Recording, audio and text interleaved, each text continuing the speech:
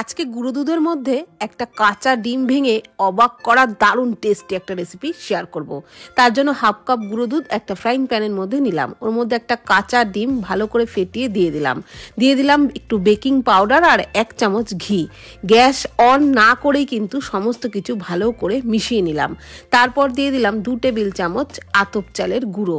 সমস্ত কিছু খুব ভালো করে মেখে তারপর ঢাকনা চাপা দিয়ে 2-3 মিনিট মতো রেখে দিয়েছিলাম।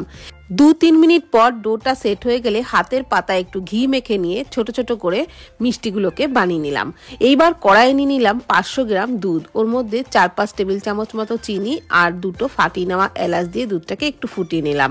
তারপর দিয়ে দিলাম মিষ্টিগুলো। আর মিষ্টিগুলো দিয়েও কিন্তু 3-4 মিনিট মতো ফুটিয়ে নিতে হবে, অবশ্যই লো টু মিডিয়াম ফ্লেমে ঢাকনা চাপা দিয়ে, তাহলেই এইরকম ফুলে ডবল হয়ে যাবে।